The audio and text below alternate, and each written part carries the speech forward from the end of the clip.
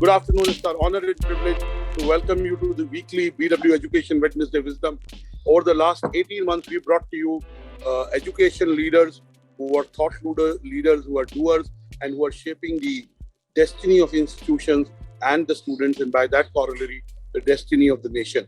Today, in the BW Education Wednesday Wisdom, we have the director of an institution that I would say is among the finest business schools in India, especially the privately owned business schools. Let me welcome Dr. Vishal Talwar, who is the director of IMT Ghaziabad, to the BW Education Wednesday Wisdom. With me is my editorial colleague, Vasudha Mishra. Me and Vasudha will take this conversation forward, but let me first welcome Dr. Vishal Talwar. Dr. Talwar, glad we are having a conversation. I must tell you that I applied to IMT Ghaziabad but didn't make it. But that's another story, another day. Let me start by asking you, how have been your last 18 months, both personally and professionally? Well, thank you, Dr. Balsar. Thank you for having me here today. Absolute pleasure. Of course, it's been an amazing roller coaster ride. The last 18 months, I guess initially in March, no one knew what hit us all. And we all hope that we'll be back soon to the campuses, planning for 3 weeks, 4 weeks, 5 weeks, when we'll come back with all the students there. But little did we know then this would be a 1.5 year sojourn. And it has required a lot of recalibration, to be honest, personally as well as professionally. Of course, as a nuclear family, we've had time to spend with each other, but then longer stays apart with the extended family, because my family is all across the country and abroad. So travel obviously has become difficult. Professionally, it's been fruitful, it's been challenging, it's required a lot of digging deep, and then looking at how we could possibly change. Being an educationist, it's required a lot of work, creativity, sweat coming together, practice, preparation, unlearning, relearning, so as to be able to ensure that the learning happens in the right way. I like the word recalibration. It's resetting. But the future of work is different from what it is now and what it was 16 months back. The future of businesses is different. Hence, the business school education has to recalibrate itself. What do you think are the opportunities in front of business school directors and leaders like you? Because if business has changed, so has to business school curriculum, the teachers, and we talk of this hybrid learning on campus, off campus. And as I said, I'm on the board of MDI. The students in the second batch, in the first batch, want to be on the campus. They don't want education through the screen. They want on-campus experiences.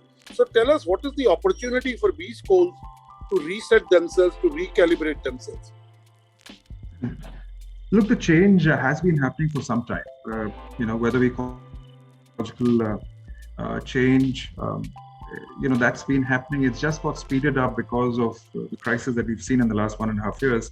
To give you a context, business education, and in fact any kind of education which is professionally orientated, has seen a lot of competitive orientation, an increase in competition, whether that be competitive rise in the graduate jobs market, whether that be the rising cost of higher education.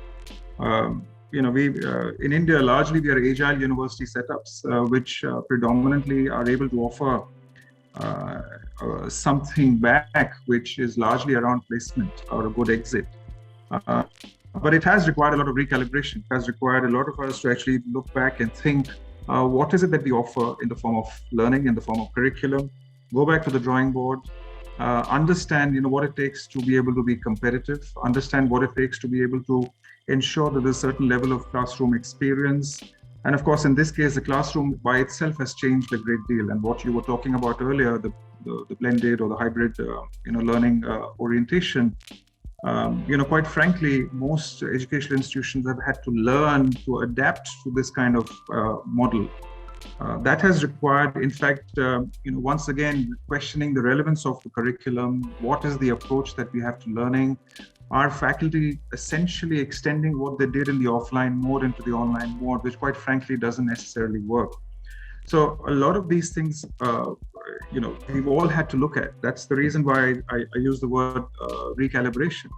At the same time, there are many tailwinds, there are many headwinds, just like in the business world. If you look at business, what was an advantage has become a disadvantage, and vice versa.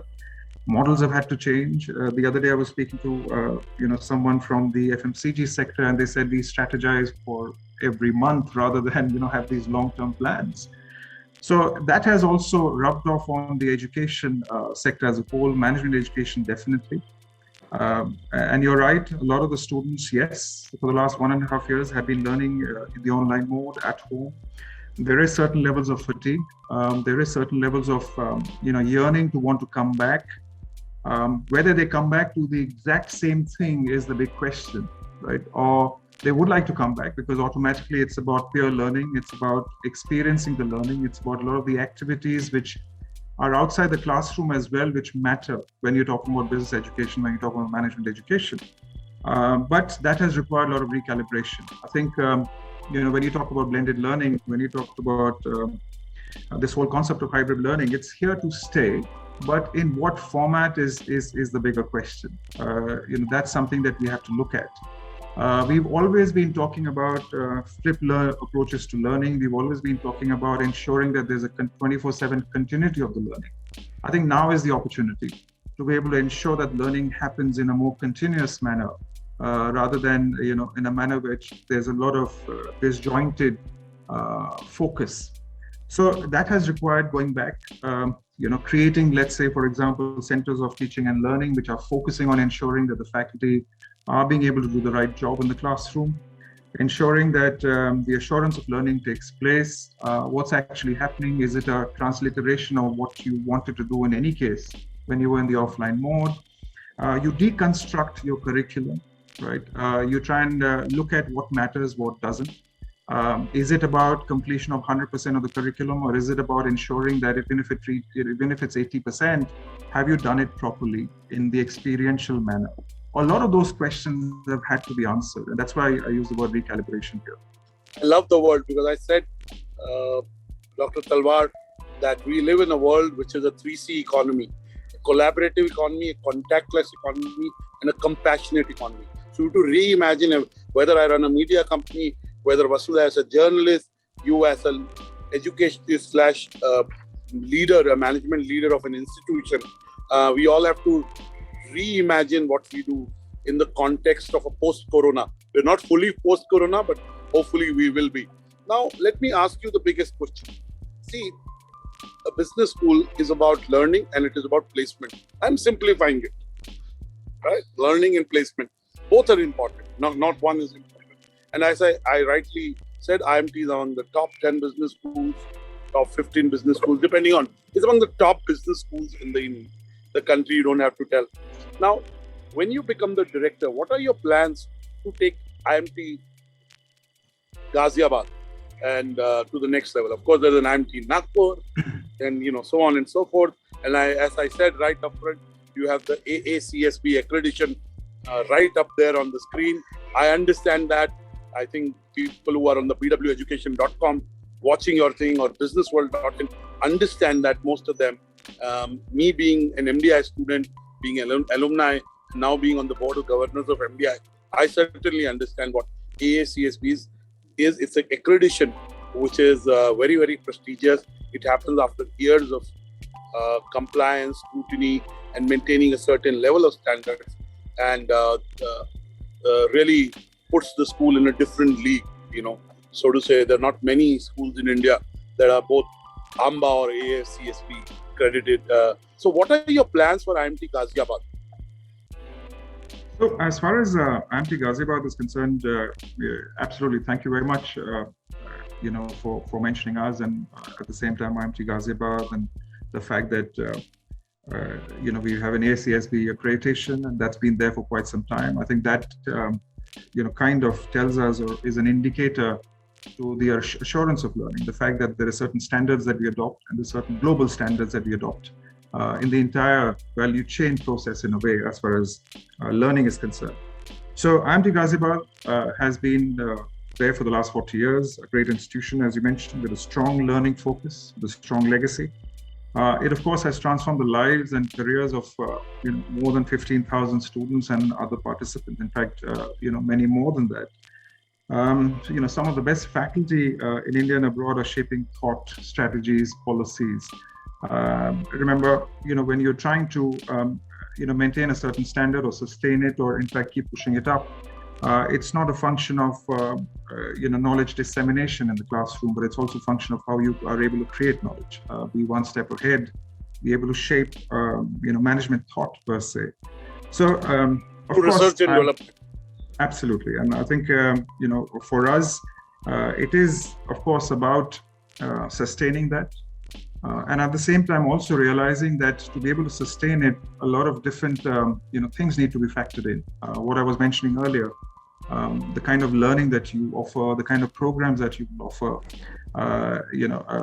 the basket of programs that you offer, the new age nature of management education, which kind of brings in major elements of technology learning as well as liberal arts orientation. A lot of this will be required for managers of the future.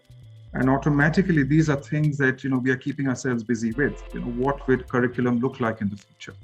Yes, a successful placement is one major driver, as I was mentioning, as agile setups. But to be able to create that kind of atmosphere and that kind of environment, I think there's a lot of other things that go behind it. As a true blue academic, I would say, of course, the learning is paramount, and of course, the placement, of course, is a natural extension of the whole thing. So I think both have to go hand in hand. It is a bidirectional causality of sorts. So we're working on that. We are looking at existing, product offering, the value proposition. We are looking at, what research is out there.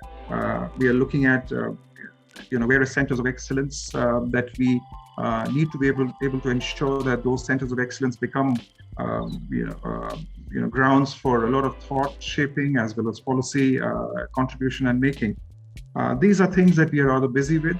And at the same time, what we are also looking at is to understand where is education going? How do we align it with, where work is going, quite frankly?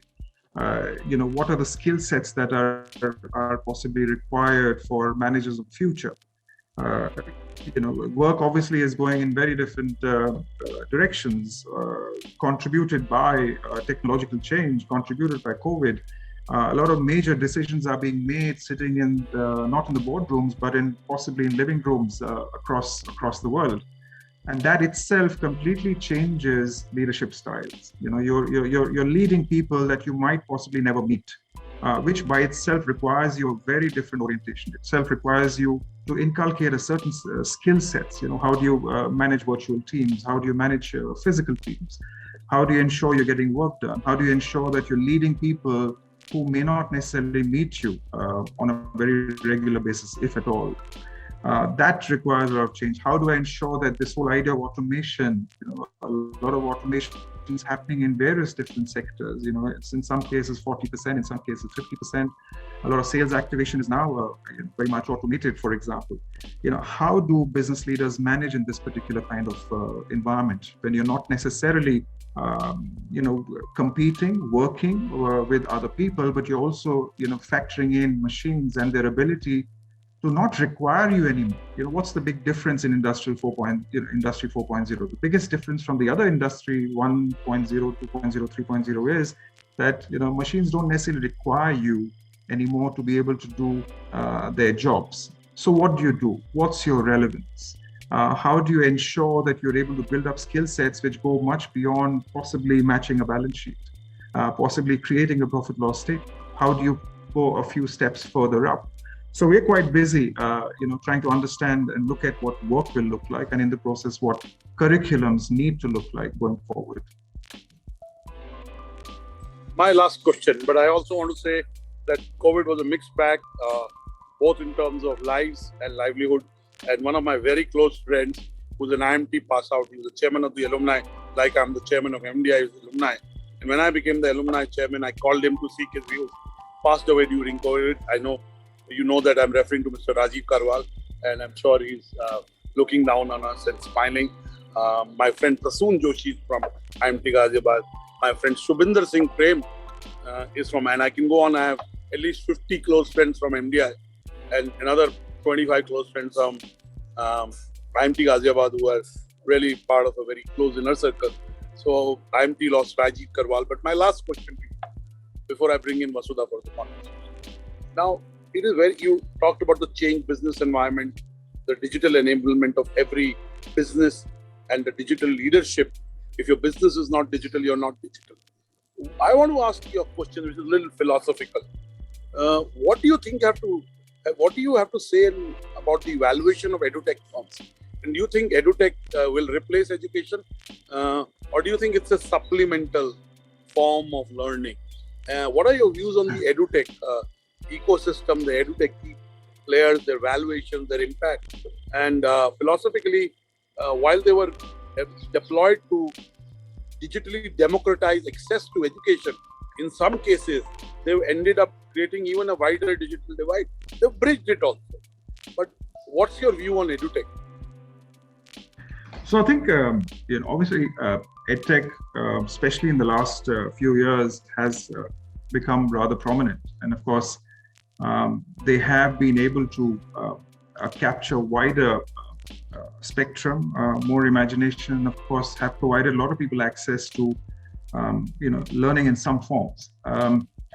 Now, I think the access to learning, or the ability to learn, gain access to certain content, knowledge repositories, and of course, at the same time, getting faculty to be able to teach you in the online mode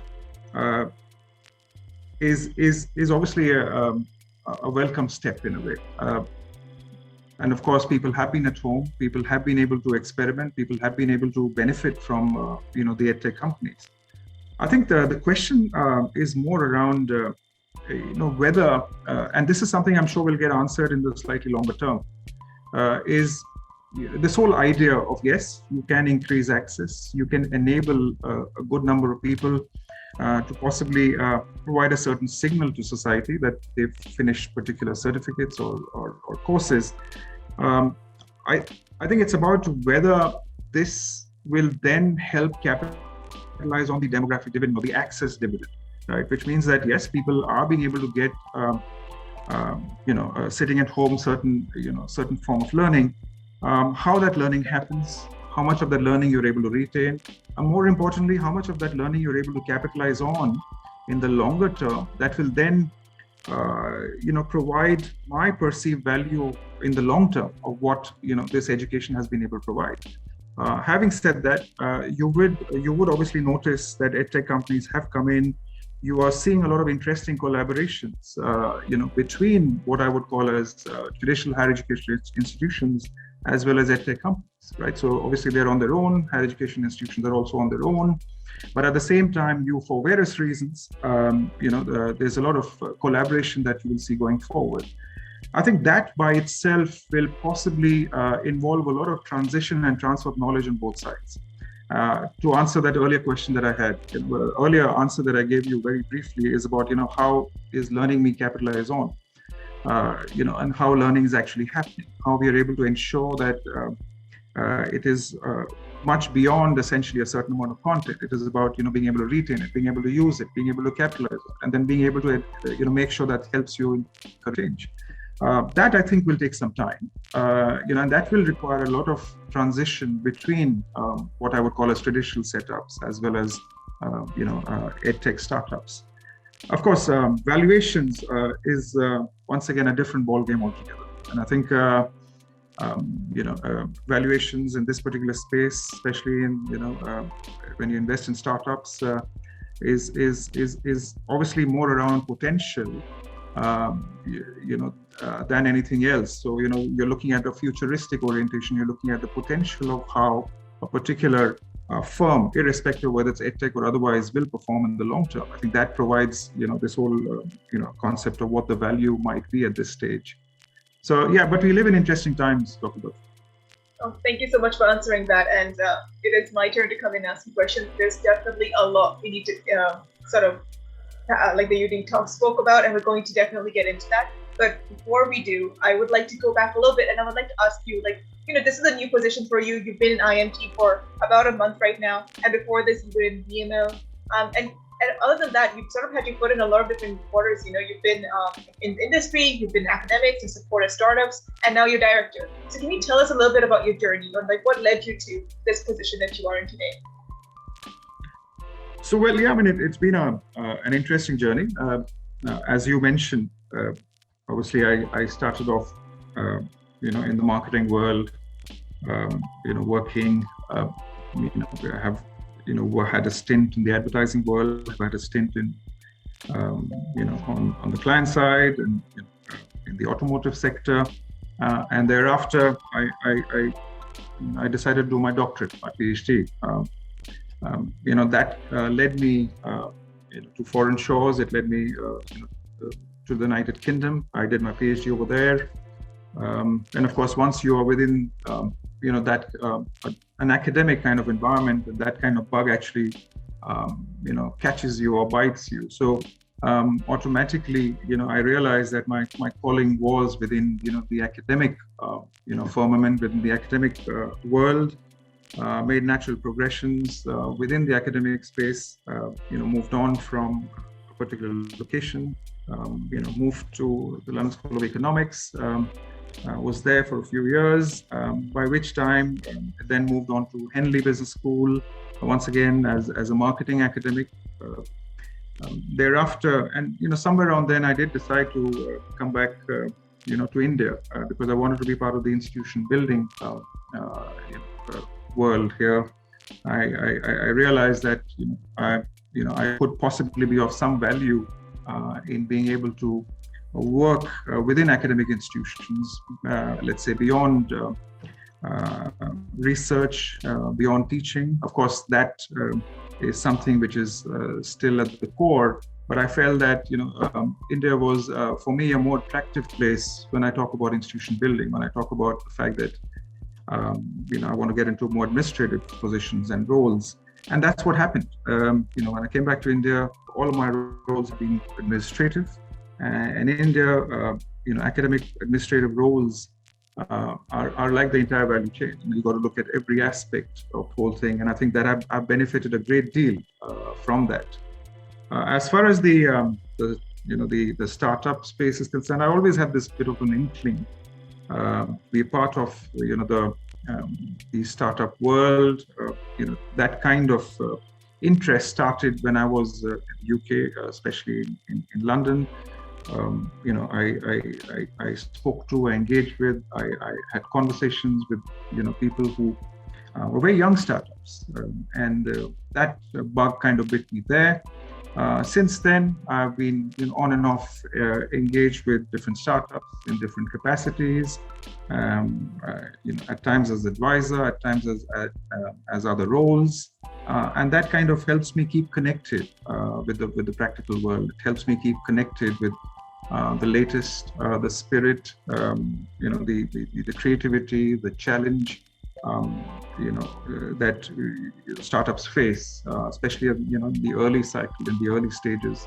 So that's been of interest to me, and that still carries on. I think that's something that, of course, I don't get much time for it now to put in that much effort. But whenever I get the opportunity, if I have some time, I can still indulge with startups. But my predominant role as a director is very exciting. At IMT Ghaziabad, before this, I've been dean. I've been Director of Innovation Entrepreneurship in my previous role. So all this essentially is, I view all these as a challenge. I view all these as the ability to work on things, work with people, help people reach their own aspirations, their own dreams. I'm the kind who would go there and work with everyone and say, hey, tell me how can I possibly help you reach where you would like to reach. And I think that's my predominant orientation. And it's been a great journey so far. No complaints. So that's wonderful to hear. And, I think it's very exciting to have someone who has this much experience in industry, in every facet of industry, and also globally, and then come back and be able to share that kind of knowledge with the youth today. So that being said, what are some things that we can expect from IMT under your leadership? So I think, we've got a bright future ahead. You'll see, IMT, Ghaziabad in various forms, leading on many fronts. You'll see a lot of pioneering research, coming out from the amazing faculty that we have here. Our faculty come from all over the place in India as well as abroad. You'll see a lot of good work. You'll see a lot of thought. You'll see a lot of policies. You'll see a lot of our catchments of excellence being able to produce work which is out there with the best, within the academic world. At the same time, we have an amazing set of students. Our students are people who really want to achieve, would really want to reach a certain kind of goal. And I think it is important for us to ensure that the right kind of learning environment is created, right? And of course, remember, the learning environment is always dynamic. Learning environment cannot necessarily be static at all. So, I think you'll see a lot of activities. You'll see a lot of intellectual thought, intellectual output, not only from the faculty, from our students. You'll see our students, out there shining, doing rather well in organizations. And in fact, one aspect that we would now want to focus on in greater detail will be the innovation and entrepreneurship. That's not necessarily just because I'm interested in it, and it's not just because I had previous experience in it, but that's because fundamentally speaking, if you look forward to a different world, this whole idea of the gig economies and this whole focus on self-employment, or this whole focus on people having multiple roles at the same time. And at the same time, it is imperative that institutions like us, pioneering institutions like us, are able to contribute to that ecosystem, right? If you have bright minds, the idea is you're not just creating bright minds to be able to, or shaping bright minds to be able to become job consumers, right? But you're shaping bright minds to one day become job producers as well. Right, so that's another focus that we are looking at with great fervor, and we'll create the right kind of atmosphere, the right kind of modules, the right kind of learning, the right kind of mentoring, so that also gets kickstarted as well. So there'll be a lot of exciting things that we have in store to build on what we've already done as far as being an educational institution is concerned. Yes, absolutely. I mean, the demands of even students have changed now, and they want so much more from their careers. And definitely, that's not a burden on an institute. That's actually an opportunity for you all too, right? Because you'll be able to create these wonderful unicorns in the industry. That would be great, and everyone benefits from this. We absolutely need industry academias to work together. And I know you already talked about EdTech, but how is IMT sort of like working with EdTech or with companies or industries to sort of bring in that industry academia collaborations that we're seeing so much of today? So I think, for us, the industry academic relationship has been at the core. And I think simply because, at the end of the day, if you're trying to get or build up business leaders or shape business thought, you can't do it in isolation. As an educational institution, as a management institution of repute, your strategies, your conversations, what you teach in the classroom cannot just be limited to looking at the industry as a way to fulfill your placement cycle, right? It cannot be. And I think it's not sustainable, especially in the current climate and environment. I think everyone's become demanding, and of course that also means that educational institutions have to be able to, engage more with the industry, with industry in various formats. It's not just about an internship. It's not just about a way to secure a final placement. It's also about engaging, with academia in various forms. I think it has to become a more co-created, more collaborative relationship, wherein there's a good belief between the both parties. I think it's important to do that. So for us, it's been a regular feature in any case. So whether it is about industry coming into the classroom to be able to provide a lot of their success stories, to be able to provide a lot of the cases, to be able to essentially inspire the students in the class. It's about the kind of data sets that we work with. These are actual data sets, that people might be able to provide us that we work on. So these are actual problems to be able to ensure that people become better problem solvers.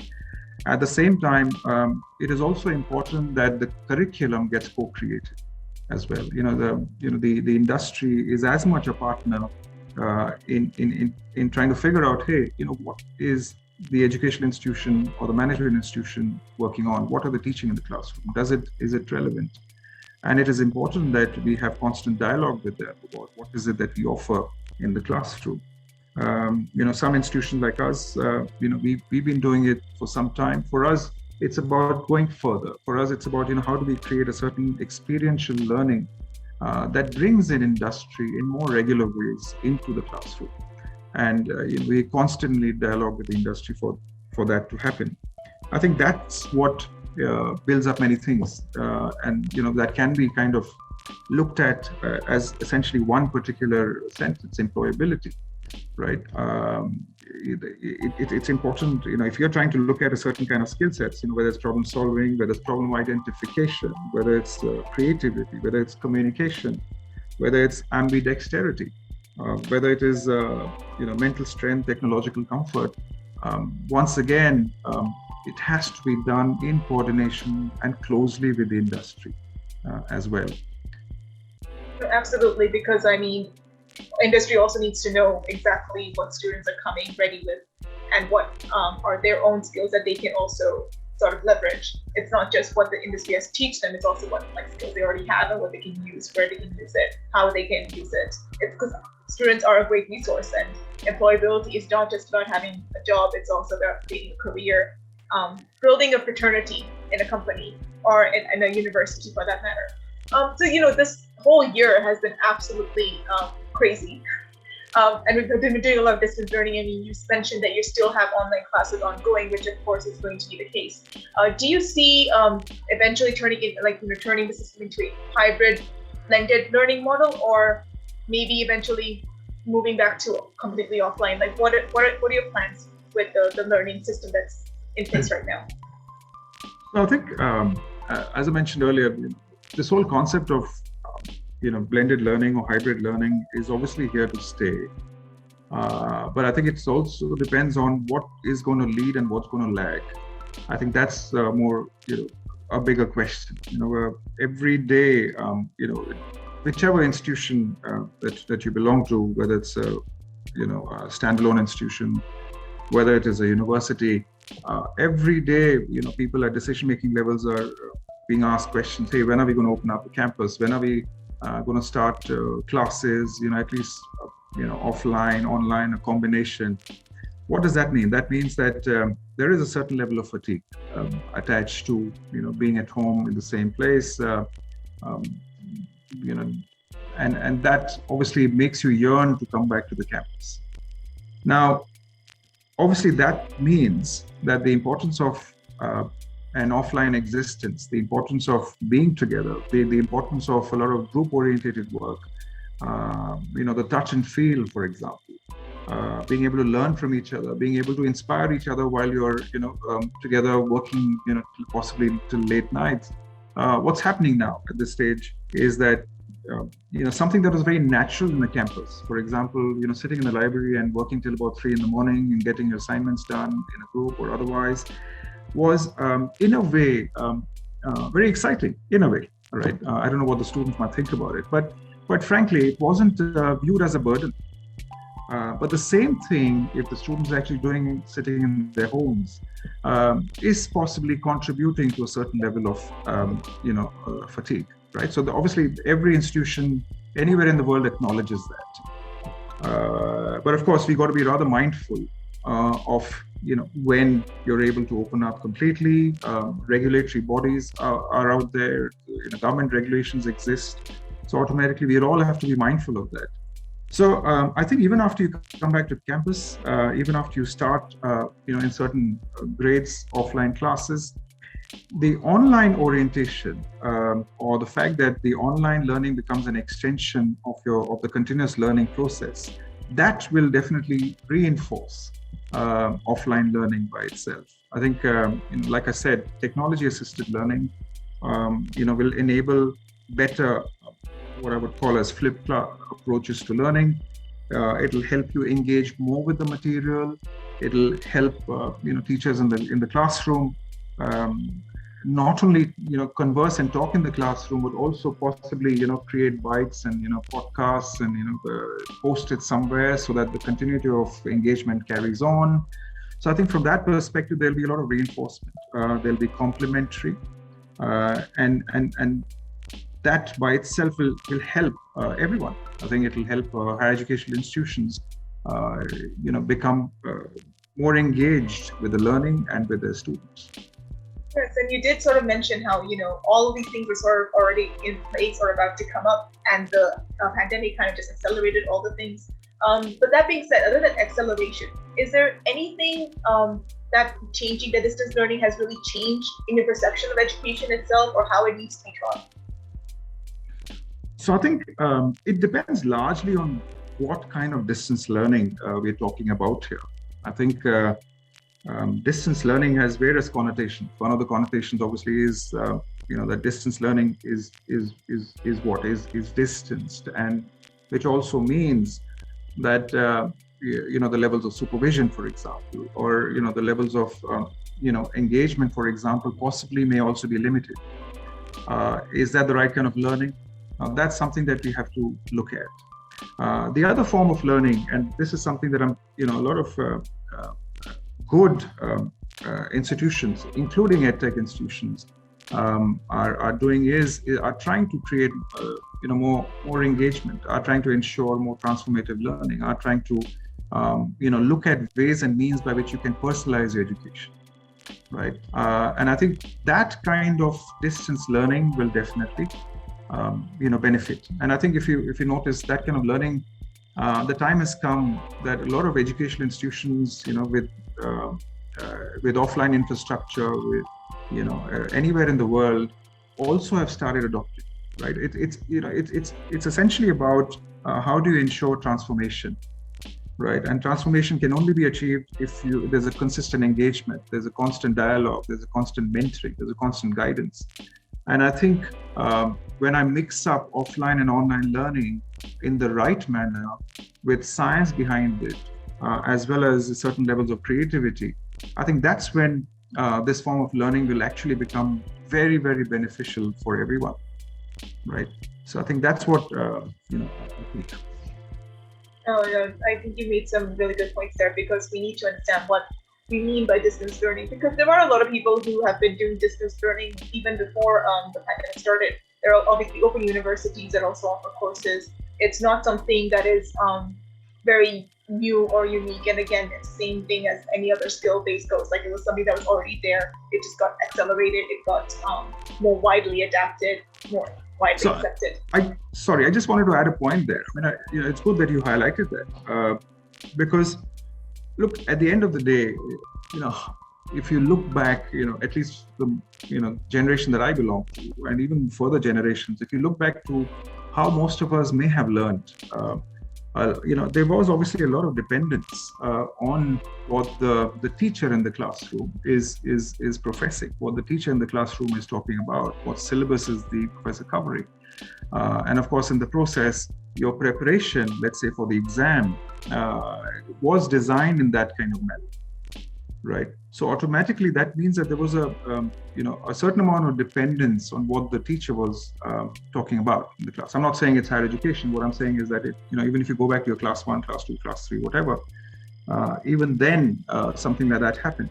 And all of a sudden, with a higher proportion of people having been taught in that kind of environment where there was a lot of dependence on the sage on the stage, are put into an environment wherein there's a lot of reliance on your own abilities to ensure that you're prepared, to ensure that you're going through all the material, you're going through all the content, you're going through everything so that you're better prepared for possibly the class, possibly for an exam. I think yes, it is common in some quarters, possibly, let's say, for example, if you're studying for CA or whatever, but by and large, it's not that common. I mean, if people who are kind of being educated in a certain kind of manner are then told that, hey, there's now a huge amount of reliance on you yourself to be able to come up to scratch, right, with the kind of learning material we've given you. I think that's where the problem is, right? It'll take some time for us to move on from that model into another model wherein we ourselves are intrinsically motivated to pick up that content and learn by ourselves, and the classrooms are used as mechanisms to discuss, or which is more of a constructivist approach to learning. Absolutely, Okay. it's a complete shift in the way you think. I mean, personally, knowing myself and the kind of student I was in school, this system would not have worked for me at all. The best way, like, for me to learn was actually go and sit in the front of the class and have the teacher talk directly to me and then ask me questions that I could not answer. That would force me to actually learn the material and know the material. And yeah, there is a lot of reliance on yourself. And while that may work for certain sectors and certain types of, like you mentioned, CA, now that's completely changed. I mean, I think even with the NEET exams that were on Sunday, at least, they mentioned how an analysis of it spoke about how a majority of, I think, the biology paper came directly from the NCRT books. And as someone who doesn't know much about NEET, I was like, well, should it always be that way? Should it be coming from the books? But no, it's like you mentioned, like there is a reliance on the teacher, on the people who is teaching you. And when you have more teaching involved and more people involved, the way your examination is conducted is also going to change. And there aren't a lot of teaching inputs, then you're going to go back to the base material and the books and rely more on the written word, which is natural. But it's interesting because you kind of need a balance of both, right? Especially with management. I mean, you need to also bring in, like you said, you need to bring in the industry, you need to bring up the all the different options that's going on in the world. You need to be able to bring in the skills, and skills have also, demand for skills have changed quite a bit. We'll be talking about soft skills and digitization and tech skills, but every industry is going to see and reevaluate and look at what skills are absolutely needed. Actually, that's a great segue into my next question, because I wanted to ask you about skills. And being in the position that you are, how are you and your team talking about skilling students right now? What are the most important skills that you need to sort of introduce into your curriculum to make sure that your students learn? So I think for us, because we obviously have the ACSB accreditation, and of course at the same time, a strong mechanism to ensure that students are learning well, are possibly shining out there. I think, but it's still a dynamic process. So I think for us, it's a constant process of looking at what we're doing. At times, going back to the drawing board, looking at the curriculum, its relevance, trying to understand is it challenging enough for both parties. So I think what you have to remember here is that the relevance of what we teach, the challenge of what we teach. Remember, we are teaching a generation which, and I would assume most of us, our students would be essentially generation Z or Z, born post 1994, 1995. So, a large proportion of them, right? So automatically, the curriculum has to be challenging, has to be, taught in the way it should be. It's fundamentally, you've got to remember that it's not as if the student doesn't want to learn. He possibly may not like how he's being taught, right? And that's something that is also important for us to consider. And that's where this whole piece of discussion around EdTech, remote learning, technology assisted learning, a lot of these things do come in into the picture. So I think have we built the flexibility into it also becomes rather important, right? So I think learning essentially is not about what's there in the textbook. Learning is about inspiring. Learning is about ensuring that you're creating an environment where the student wants to know more by himself or herself. Okay, so a lot of those things will become fundamentally important. How are we building strong levels of qualitative and quantitative appreciation becomes fundamentally important, because I think both for most courses do become important. I think when you're teaching business education, or management education, qualitative and a quantitative orientation both become important because both contribute to, building better business leaders. At the same time, like I was mentioning earlier, how are we building the industry connect? When exactly do they come into the classroom? What is it that we do with them becomes important. How is that kind of interaction contributing to the continuity of learning becomes more important. It's not about getting a guest lecture and essentially showcasing him or her within the institution. It's about whether they add further to the dialogue becomes fundamentally important, which means that how do I then integrate that into the curriculum becomes important. How do you ensure and the next biggest challenge for us all will be about how do I ensure I'm able to create an interdisciplinary learning culture, right? Those are very important. Students are young, they would obviously want to stick to a particular curriculum, right, which has been designed.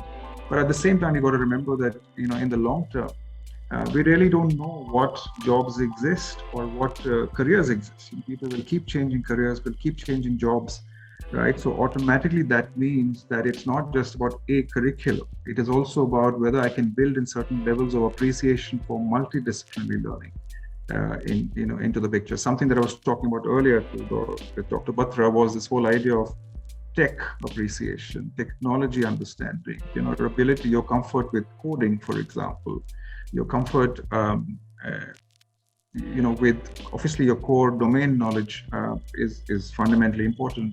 But at the same time, this whole idea of the liberal orientation will also become important. Certain subjects which are not necessarily common within the classroom, sustainability, for example, economic history, for example. A lot of these things become fundamentally important if you're wanting to become a business leader in a world which will constantly keep changing, right? Managers or management institutions are not necessarily shaping you for your first job, even though at times it looks like that, right? But they're shaping you for possibly another 10, 15, 20 years, 30 years. Okay, and of course, very interestingly, the 10, 15, 20 years, how it look, no futurist will be able to tell you, right? That automatically means that you're preparing most people for a world that none of us are able to philosophize about. None of us are able to kind of look into a crystal ball and talk about, right? So that automatically means that the focus on building you as a person becomes primarily or in fact becomes as important as your ability to learn certain subjects, management, tech, or liberal, right? How do you build yourself as a person? Your mental strength, how are you able to live a life and not just make a living, right? Those things become important. I think your ability to understand yourself, your ability to understand other people also becomes fundamentally important. A lot of these aspects, will become center stage.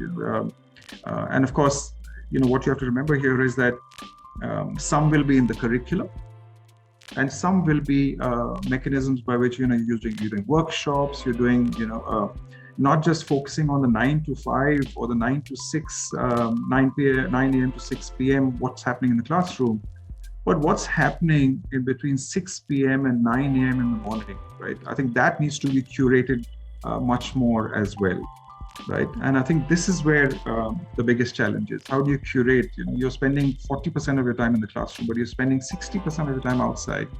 Can management institutions use that time to build a better you or build a better business leader? I think that's the biggest challenge. Absolutely, like bringing in that whole holistic education that's been talked about quite a bit by now, especially with the new national education policy of 2020. Actually, going that on a little bit, just because it's such a big current event right now. Do you have any opinions on it? Like, how are you bringing that into your own curriculum? Has it changed any of your perception on education? Yes, absolutely. I think as a policy, I think this is definitely forward-looking policy. It has two aspects in mind. It has obviously one major aspect that it has in mind is how do we ensure that we're teaching what is relevant? How do we ensure a certain liberal orientation? How do we ensure that you're giving choice, to the participant, to the student on what he or she would like to learn. And of course, at the same time, you got to remember that, as a nation, we also have to be objective in how we increase the gross enrollment ratio, right? So if you want to reach 50% of the people, who are eligible for, let's say, graduation, or, let's say, getting into college, or, into university, go to university, it does require a lot of futuristic thinking. It requires a lot of ambitious thinking. And I think this new education policy has that, element in, there. How do I ensure that many more of our people are actually being able to optimize on their potential? So from that perspective, of course, the new education policy is there. It'll help a great deal. It'll increase the choice. It'll, also shape up, it'll reduce the variance in quality across, the nation. So I think I'm rather optimistic. Now it's more a question of how, it'll be implemented. Right, it's a question. I'm sure every institution at this particular stage is thinking about it. Is thinking about, hey, how do we make use of the new education policy? Which elements can we already start incorporating? So a lot of people are thinking about interdisciplinarity, right? A lot of people are thinking about, bringing in, technology possibly, or deconstructing the curriculum. A lot of people actually thinking about that. How do I increase possibly my cluster? How do I make interesting collaborations with other institutions, with the industry, to fulfill a particular weak area that I might have, right? You'll see very interesting collaborations going forward, and that's also driven by the fact that, the government and, the authorities would like more and more people to benefit from learning and from education. So I'm rather optimistic. I think there's some way to go, depends, especially when we are implementing this. But I think as a policy, it's rather forward-looking. I mean, it's all in the implementation. It's a policy. It really depends on how every institute decides to sort of take it in. And there's a lot of people who have just said that, well, we've already been doing this. This is just legitimizing what we've already kind of efforts we've already kind of put into place already, which is great, because that's the way it should be. It should really be working together. And, I know we talked a lot about all the different changes that we're seeing, all the things that needs to be done. And you said that we can't predict the future. But even then, I'm still going to ask you this question. Is there a playbook to running a B-School? Well, I think every playbook, I would imagine, has been thrown out of the window by many people. That's right. I wish I could mention that, of course, there's a playbook. Of course, there is a template to success. Possibly, there may have been a playbook, but I think, it's not going to be like an aircraft pilot's manual, to be honest, right? The aircraft, the pilot, what does he do? Or he or she looks at the manual and goes through the entire process. Hey, step A, step 2, step C, whatever, right? Quite frankly, in education, being a service, an intangible service, and looking at the kind of tailwinds, the kind of headwinds, looking at the changes, looking at changes in expectations, the internationalization, looking at a lot of different factors that impinge on becoming a good, management leader or a business leader. I think a lot of this, you can't depend on one playbook. Possibly there's a playbook, but there's a playbook with a lot of dynamism attached, constant change, constant move as far as the puzzle is concerned. But there are a few fundamental things that will always remain constant in that playbook. And, at the core will be learning. At the core will be this whole idea of being able to ensure that student learning is happening, right? Learning in what form, learning in, how much in which particular form, how much to learn, what to learn, when to learn. A lot of those things, once again, are, completely up for change. The other fundamental thing, will be in that playbook is that, your ability to have the right software. When I use the word software, what I mean is the intellectual capacities in an institution. Right? The right intellectual capacity in the institution will then determine whether the learning gets exercised, whether the learning happens in the right kind of manner, right? So I think these two will remain a constant. The right faculty, providing the right levels of experience, will become, it will remain constant, but there is no fixed playbook per se. Okay, that will keep on changing because there's so much to be done now. All right. Well, actually, that's really great. I mean, that makes complete sense. And thank you for just stating some of the fundamentals. I know it's not an easy question anymore, and given the entire conversation we had, but I think that's a big curiosity a lot of us have when we speak with someone in your position and with your unique perception into education and academia. So just to wind things up, I would like to ask my final question, which is, what are your future plans for yourself and IMT Guatemala? So my plans and IMT's plans, I would imagine, are intertwined. Right? Good answer. I'm looking forward to working with everyone at IMT. Working on the various elements, looking at how learning is happening, looking at how learning will happen, looking at how do we sustain ourselves, how do we position ourselves as pioneers of management learning. How do we ensure that, how do we add various other elements to that particular learning? Are there other things out there that we could possibly do? Are there, other aspects in terms of, courses, in terms of engagements or experiential aspects that we could possibly include? I think the basic idea here is that,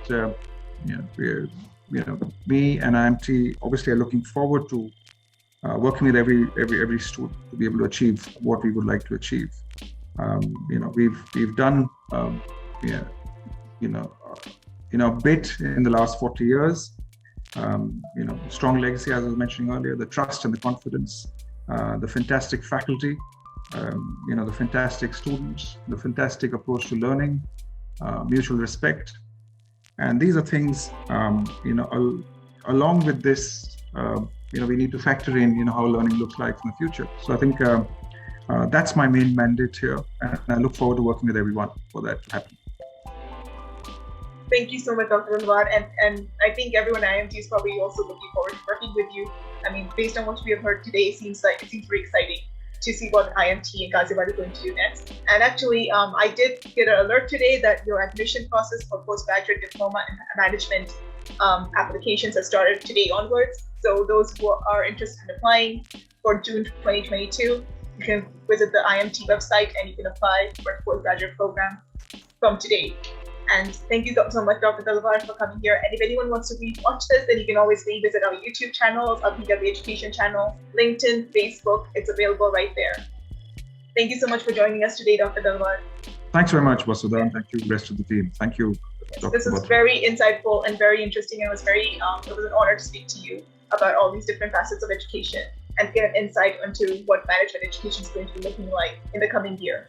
And if those of you interested, we do Wednesday Wisdom every Wednesday, 4:30 to 5:30. Next week, we have Dr. Vidya Yeravedkar, Pro-Chancellor of Symbiosis International University. Join us at the same time, same place. So we hope to see you again next week. Thank you, Dr. Talwar.